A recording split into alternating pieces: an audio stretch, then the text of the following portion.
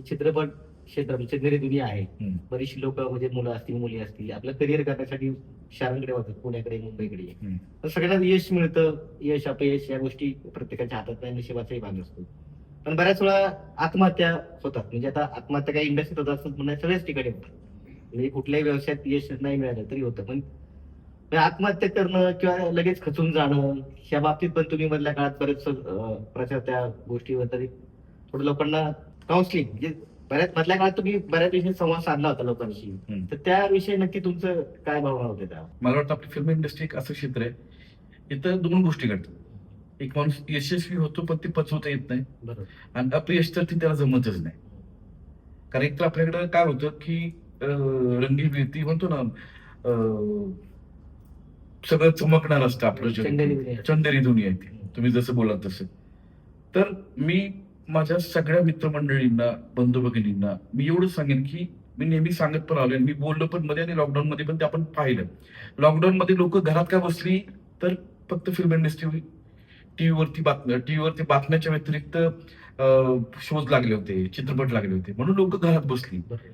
लोकांनी प्रशासनाचं ऐकलं. काहीतरी मनोरंजन टीव्हीने जरी झालं. हो.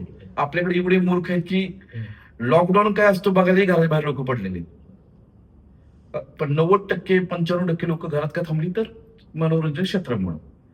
पण त्या मनोरंजन क्षेत्राचा दर्जा हा दुय्यम आहे. म्हणजे उद्या जर सलग मला काम नाही भेटलं किंवा तुम्हाला काम नाही भेटलं तर आपल्याकडे दुसरं काही उत्पन्नाचं साधन असल्यामुळं आपण टेन्शन मध्ये येतो की अरे काय करायचं, आता जगायचं कसं, कुटुंब जगवायचं, सगळा खर्च आला. तर मी सगळ्यांना नेहमी एकच सांगत आलो, मी त्यावेळी त्याच्या आधी बोलत होतो मी, आणि मी आताही सांगतो की तुम्ही प्लॅन बी तयार ठेवा. कारण 260 लोकांना जेव्हा मी आत्महत्येपासून परावृत्त केलं, आता मी ऑफिशियली काउन्सिलर आहे, त्याचं मी मायक्रो ट्रेनिंग घेतलं छोट्या छोट्या गोष्टीचं, की बाबा योगायोगानं माझ्याकडे काउन्सिलिंग पण नसतानाही मी एवढे केले, तर चला आपण त्यातले बारकावे बघूया. तर आजच्या कंडिशनला म्हणजे आपल्या देशामध्ये पण असं आहे की प्रत्येक 4 मिनिटाला आत्महत्या होते. आणि आपल्या इंडस्ट्रीमधला आठवड्यातून 1 ते 2 व्यक्ती आत्महत्या करतो. का? फ्रस्ट्रेशन आले, काम नाहीये किंवा अनेक काही वेगळ्या उचापत्या केल्या. बरं, त्यासाठी एक गोष्ट अशी आहे की एक उत्पन्न साधन जर प्लॅन बी त्यांनी तयार ठेवला तर फ्रस्ट्रेशनचा काही संबंध येणार नाहीये. कारण लॉकडाऊन मध्ये आपल्या अनेक बंधू भगिनींनी कुणी वडापावचा गाडा टाकला, कुणी छोटे छोटे स्टॉल केले, अनेकांनी लोकांना मदत मागली, आणि लोक येत नाहीत. उलट सोशल मीडियावरती जेव्हा अनेकांनी मदत मागायची तर लोकांच्या खालच्या कमेंट अशा होत्या की सध्या ट्रोल्स नावाची एक जमात आली आहे, ते काय खाते माहित नाही, पण त्यांचं एक वेगळं असतं की उठसूट करा ट्रोल. 1.5 GB डाटा असतो. डॉक्टर जर म्हणले की 2 किलोमीटर चाला, तर आम्ही सकाळी उठल्यावर 2 किलोमीटर चालतो, कुठं मोठ्याने, फेसबुकवरती, इंस्टाग्रामवरती किंवा सोशल मीडियावरती.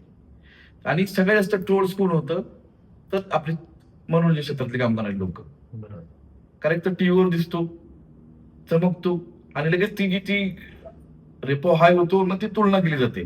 त्याच्यामुळे नेहमी आपल्या क्षेत्रातल्या लोकांनी प्लॅन बी तयार ठेवला पाहिजे, जेणेकरून समजा जर काम नाही भेटलं किंवा काय नसेल तर इकडे बाबा माझं घर चालतंय किंवा मला कुणाकडे भीक मागायची गरज नाही पडणार. कारण सगळ्यात बेकार कधी जेव्हा कलाकार तुमचं मनोरंजन करतो, तुमच्या आनंद, सगळ्यात वाईट गोष्ट कुठली तर जो कलाकार तुमचं मनोरंजन करतो, तुमच्या आयुष्यामध्ये आनंद निर्माण करतो, उद्या त्याला गरज पडल्यावर तुझ्या लोकांकडे हात पसरतो ना, हे सगळ्यात वाईट घटना आहे. आणि अनेक दिग्गज कलाकारांच्या बाबतीत ते घडलंय, मराठी असेल किंवा हिंदी इंडस्ट्री असेल किंवा साऊथची असेल. तर हे घडू नये यासाठी मला वाटतं प्रत्येक कलाकारांनी आपल्या आयुष्यामध्ये एक दुसरा चॅप्टर म्हणजे प्लॅन बी तयार करायला पाहिजे. आणि या संदर्भात मी चित्रपट महामंडळाला पण मी बोललो होतो की तुम्ही कलाकारांच्या मेंटल हेल्थ बाबतीत थोडा विचार करा, आणि त्यांना प्लॅन बी साठी आपण काय करू शकतो ते आपण थोडा वर्कआउट करा. कारण काय होतं, नितीन देसाईंनी आत्महत्या केली, तेवढे पुरते सगळे पेटले. पुढं काय झालं?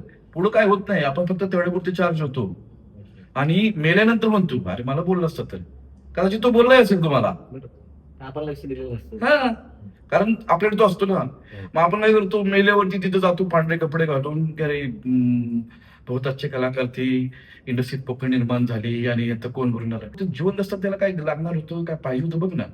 नितीन देसाई सारखा माणूस एवढ्या, आता तुम्ही कला क्षेत्राच्या दिग्गज माणूस ना, जगात कीर्ती पोचलेली, आज त्या माणसाने कमीत कमी 12-13-15,000 करोडची संपत्ती किंवा तिने ती कला क्षेत्राशी निगडीत वस्तू त्या ठिकाणी जमा केलीत.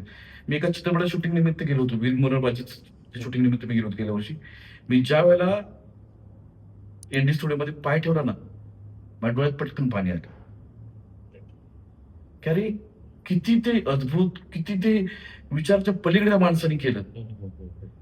पण मला कळल्यानंतर कर्ज किती होतं, एक 200-250 कोटी. ती प्रॉपर्टी त्यांची विकली असती तर ती 15,000 करोड रुपये जमा झाले असते. पण अनेक लोकांकडे ते गेले, त्यांनी मदत मागितली पण नाही केली कोणी. नाव नाही सांगत कोणाची, मला भरपूर नावं कळली.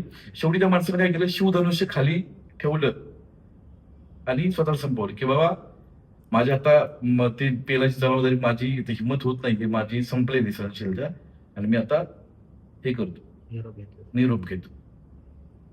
म्हणजे ही गोष्ट आहे. आपल्याकडं मराठी इंडस्ट्रीमध्ये सुद्धा जिवंत असताना माणसाची कदर केली जात नाही.